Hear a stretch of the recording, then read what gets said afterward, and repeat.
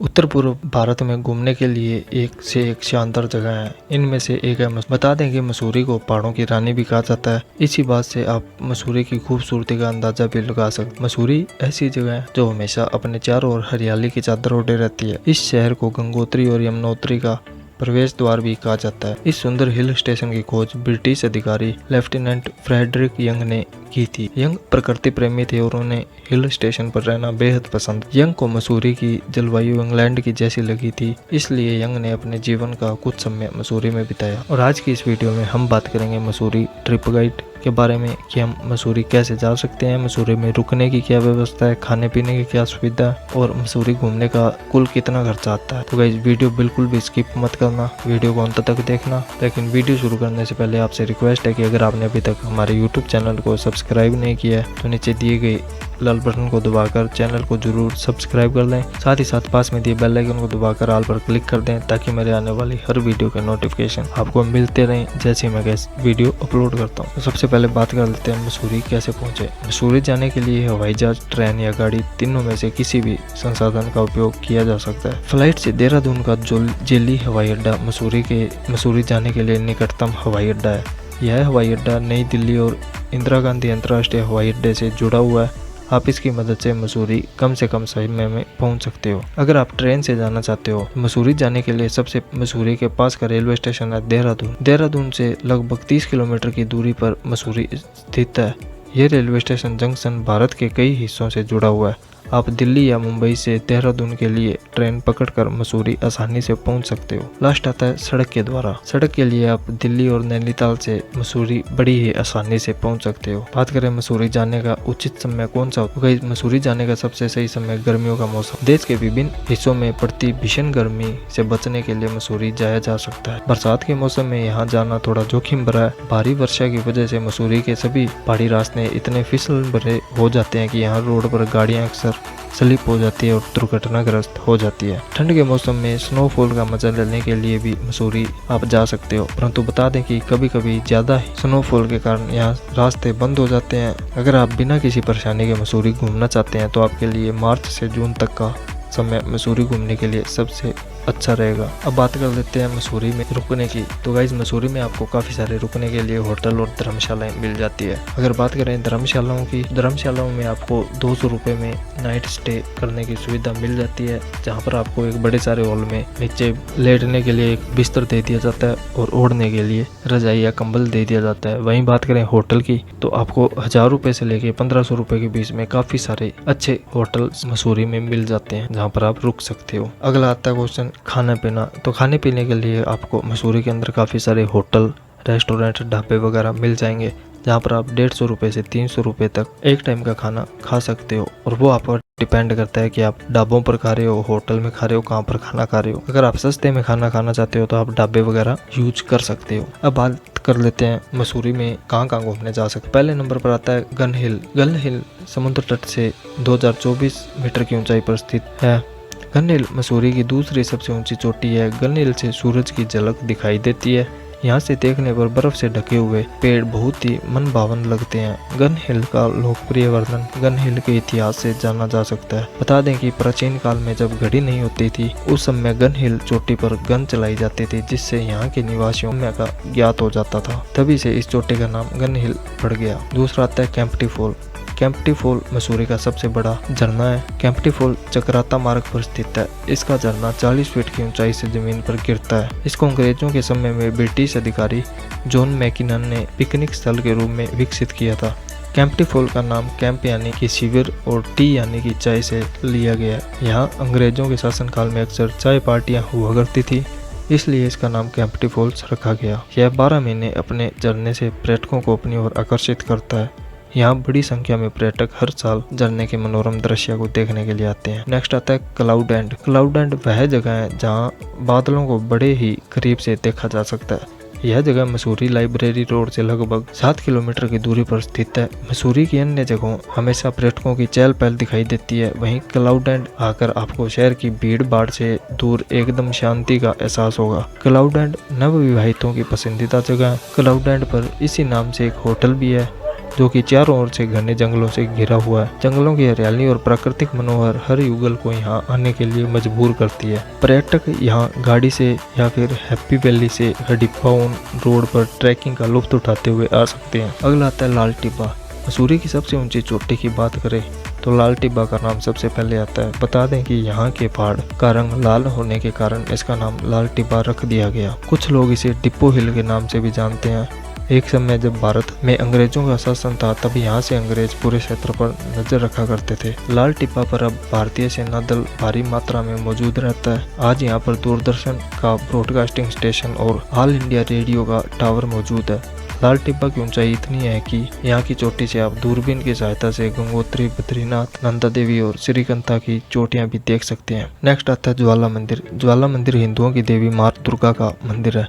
यह मंदिर मसूरी से लगभग 8 किलोमीटर की दूरी पर स्थित है। बता दें कि मां ज्वाला को समर्पित यह मंदिर एक पहाड़ पर बना हुआ है जिसकी समुद्र तल से ऊंचाई 2100 मीटर की है। इस मंदिर में देवी के 9 रूपों की पूजा की जाती है। ज्वाला मंदिर घने जंगलों से घिरा हुआ है। हिमालय की गोद में स्थित इस मंदिर के एक तरफ देहरादून तो दूसरी तरफ यमुना की घाटियां हैं। श्रद्धालु इस मंदिर में आकर न सिर्फ माता के दर्शन करते हैं बल्कि प्राकृतिक सौंदर्य से घिरे इस मंदिर के आसपास के अनुपम दृश्यों को भी देख सकते हैं। छठा आता है मसूरी झील। मसूरी झील एक कृत्रिम झील है जिसे सिटी बोर्ड एवं देहरादून विकास प्राधिकरण द्वारा तैयार किया गया है। यह झील मसूरी से 7 किलोमीटर दूर देहरादून मार्ग पर स्थित है। परिवार के साथ पिकनिक मनाने के लिए यह बहुत ही अच्छी जगह है।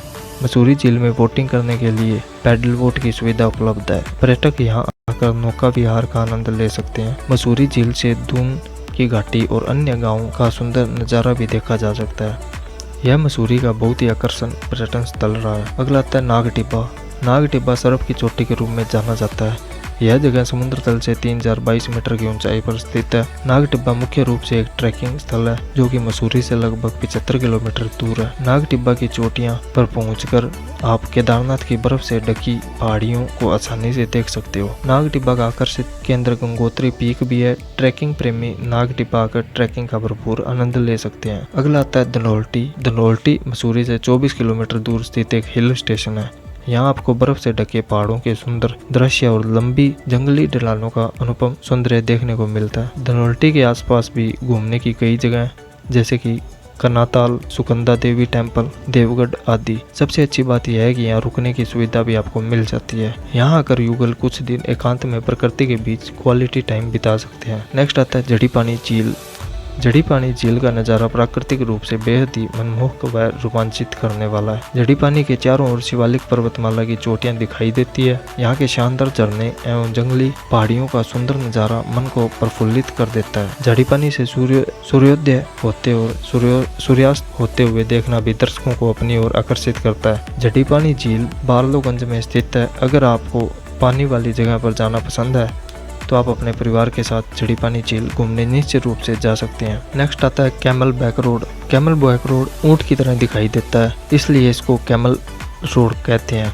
कैमल रोड 3 किलोमीटर लंबी है। यह कुलेरी बाजार और लाइब्रेरी के मध्य स्थित है। कैमल रोड पर घुड़सवारी करना और पैदल चलना पर्यटकों को बहुत पसंद आता है। कैमल रोड में जब सूर्यास्त होता है तब ढलते हुए सूरज का दृश्य सभी को अपनी ओर आकर्षित करता है। अगला आता है वन चेतना केंद्र। वन चेतना केंद्र पिकनिक स्पॉट है जो देवदार के जंगलों और सुंदर फूलों की झाड़ियों से घिरा हुआ है। यह जगह मसूरी से टेहरी रोड से 2 किलोमीटर की दूरी पर स्थित है। वन चेतना केंद्र में कई वन्य प्राणी जैसे कि मोर, गुरार, मोनलल आदि अपनी अनोखी छटा बिखेरते रहते हैं। यहाँ पर चारों ओर घना जंगल है और इस जंगल के जंगली जानवर बच्चों और बड़ों को भी अपनी ओर आकर्षित करते हैं। लाखों की संख्या में प्रतिवर्ष पर्यटक वन चेतना केंद्र घूमने के लिए आते हैं। अगला आता है म्युनिसिपल गार्डन। यह garden Mussoorie library bus stand से महज 3.5 किलोमीटर की दूरी पर स्थित है। म्युनिसिपल गार्डन की देखरेख मसूरी के गार्डन वेलफेयर एसोसिएशन द्वारा की जाती है। यही वजह है कि इस गार्डन को कंपनी बाग के नाम से भी जाना जाता है। इसके जन्मदाता 20वीं शताब्दी के भूवैज्ञानिक डॉक्टर एच फाकनार थे। इस गार्डन में देखने के लिए विभिन्न पेड़ पौधों के साथ साथ एक झील और झरना भी है। यहाँ बच्चे कई प्रकार की मजेदार राइड का लुत्फ भी उठा सकते हैं। अगला आता है भट्टा फॉल। भट्टा फॉल मसूरी में पिकनिक मनाने के लिए सबसे अच्छी जगहों में से एक है। भट्टा फॉल एक झरना है जो कि मसूरी से 7 किलोमीटर दूर भट्टा गाँव में स्थित है। भट्टा फॉल पानी से भरा हुआ मनोहर स्थल है। यहाँ पर लोग पानी से होने वाली गतिविधियों का लुत्फ उठा सकते हैं। यहाँ आकर पर्यटक झरने व तालाब में स्नान करने का आनंद ले सकते हैं। अगला आता है sir George Everest house. Sir George Everest house 18वीं शताब्दी में भारत के सर्वेयर जनरल रहे सर जॉर्ज एवरेस्ट का घर है। यहाँ रहते हुए ही जॉर्ज ने भारत की कई ऊंची चोटियों की खोज की थी और उन्हें मानचित्र पर उकेरा। माउंट एवरेस्ट की सबसे ऊंची चोटी की खोज भी सर जॉर्ज ने ही की थी। इसके बाद ही इस पर्वत का सर जॉर्ज एवरेस्ट के नाम पर रखा गया। मसूरी में गांधी चौक से महज 6 किलोमीटर की दूरी पर स्थित सर जॉर्ज एवरेस्ट हाउस आज पर्यटकों के लिए एक रेस्टोरेंट के रूम में बदल दिया गया है। यहाँ से पहाड़ों के बहुत ही मनोरम दृश्य पर्यटकों को दिखाई देते हैं। इसे कई लोग पार्क एवरेस्ट के नाम से भी जानते हैं। अगला आता है लंडोर बाजार। लंडोर बाजार मसूरी में खरीदारी करने वाले प्रमुख बाजारों में से एक है। लंडोर बाजार की कई दुकानों पर अंग्रेजों के जमाने की वास्तुशैली को देखा जा सकता है। इस बाजार में बहुत ही आकर्षित करने वाली एंटीक वस्तुएं पाई जाती है। लंडोर बाजार रोमन जूतियों के लिए भी जाना जाता है। पर्यटकों का लंडोर बाजार आकर मसूरी के भूतकाल का चित्रण दिखाई देता है। अगला आता है तिब्बती मंदिर। तिब्बती मंदिर बौद्ध सभ्यता का अनुपम उदाहरण है। यह मंदिर पर्यटकों को दूर से ही अपनी ओर आकर्षित करता है। कहा जाता है कि तिब्बत से भारत आने के बाद बौद्ध गुरु दलाई लामा ने मसूरी की इस स्थान पर आकर शरण ली थी। मसूरी में स्थित इस तिब्बती मंदिर के बारे में कहा जाता है कि जो भी व्यक्ति यहाँ आकर लगे ड्रम को बजाता है उसकी हर मनोकामना पूरी होती है। अगला आता है द मॉल। यह मसूरी के मुख्य बाजारों में से एक है। इसे लोग माल रोड के नाम से भी जानते हैं। मसूरी के अधिकांश फेमस मुख्य स्टोर माल रोड पर ही स्थित है। आपको कपड़ों से लेकर बिजली के उत्पाद तक हर प्रकार की चीज यहाँ मिल जाएगी।